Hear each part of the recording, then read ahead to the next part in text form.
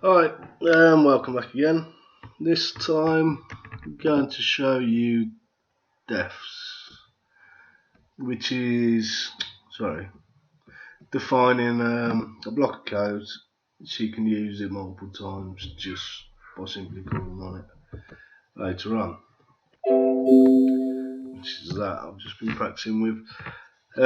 Last time obviously we just showed you print, whatever, and how to define something.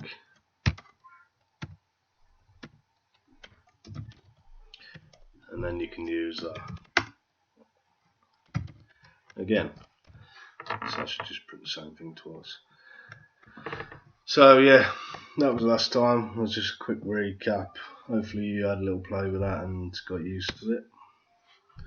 So now I'm going to show you defs. So you define,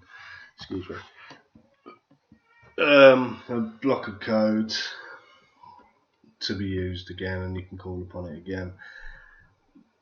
It's slightly different to how we've done it because if you put def code, you need to have them brackets. You can probably Google and find out why.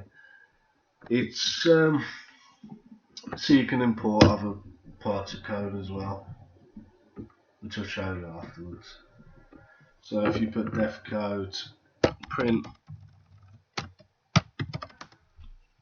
1 2 3 4 5 Control S, run that, it won't work, or it won't give you anything because it's just going down the left hand side and it's not actually starting anything. I forgot to say, when you do a def, pretty typically anything after these you've got to indent it. Normally 4, I think sometimes it's 8, but normally I'll go for 4 spaces. In idle, as you'll notice here, when you press enter, it takes you down to where you want to be.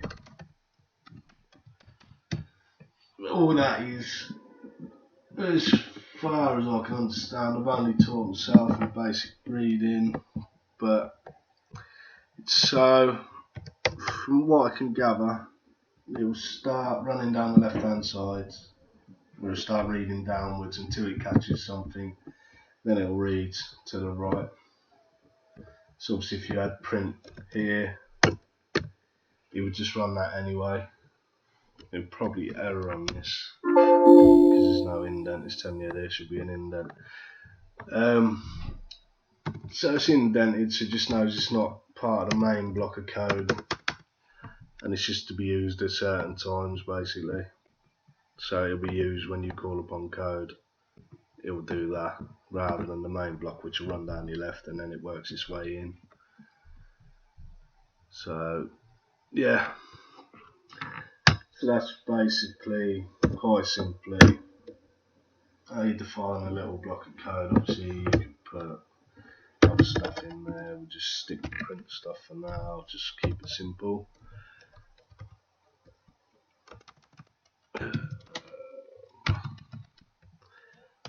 And then to start that in idle, it's obviously different in other systems and software, they've got it all set up and you don't need to do it like this depending on the system and how it's set up. Normally you can just put your def in and you'll use other means of getting it to start, but in this, just put it down there on the left which def it is. Anything you're importing needs to go into there, and then press F5 and it'll give you that. That's it, quite simply. That's that. So also you can do as many of these as you want, as long as it works it will use it. It's alright.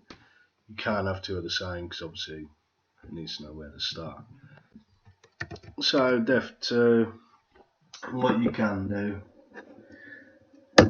this is where these brackets come into play. At the end of this, if you put code 2, it'll do that, and then without you having to tell it down here to go on to code 2, it will carry on into code 2 as sort of a command. It will just go down onto that one. And what you can also do is you can define something like we did before and carry that through to the next one. So you can either define it at the top on the left. Normally if I'm going to define something I want to use in all the codes, do it at the very top on the left after some imports, but we'll get onto that another time. Just put while name equals, and then that'll be what I gather is a global definition. That's what we're going to call it anyway, but that can be used throughout all the codes, and it'll know what that is. If you put name equals 12 in there, it'll only know what it is as far as you tell it to go down on this. So if you take name, put that in there, down to there, so that's sort of carrying that name, which is 12, along into that one.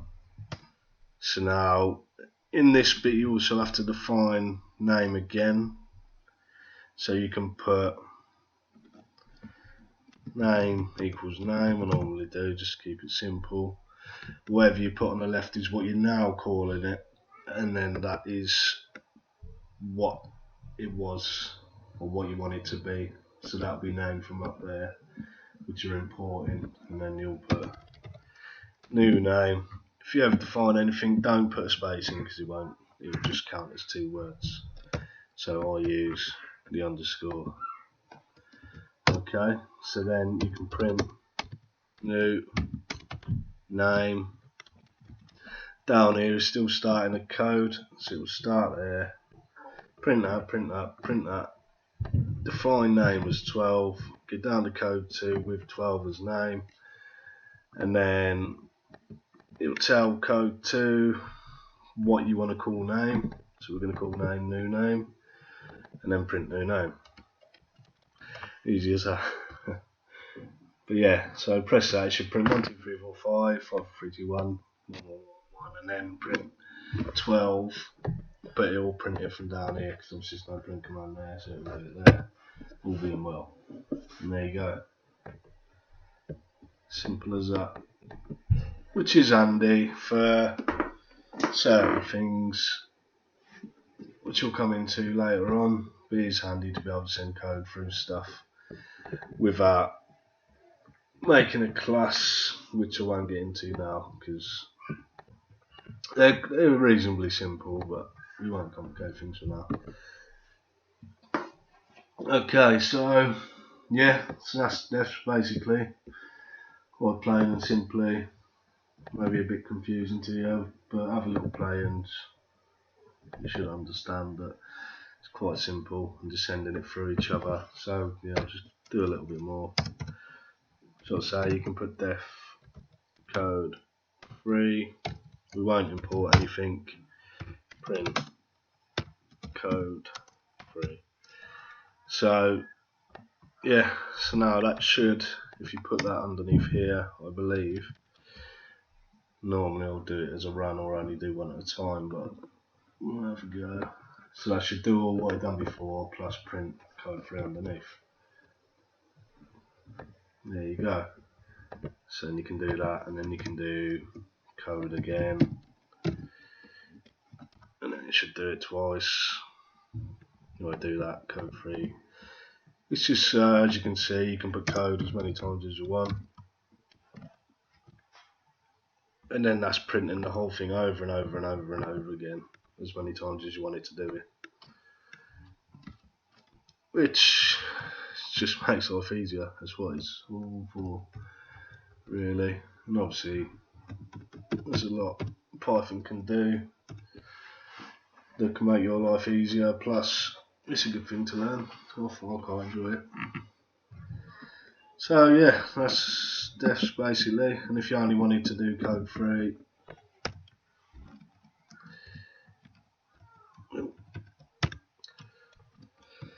just do that, and it'll just print code 3, which is the command on code 3. So yeah, we'll leave that there. And that's basic defs, a bit more defining up the top for a global string, I suppose it's called. And yeah, that's that. Hope you've learned a little bit more, and I'll see you next time.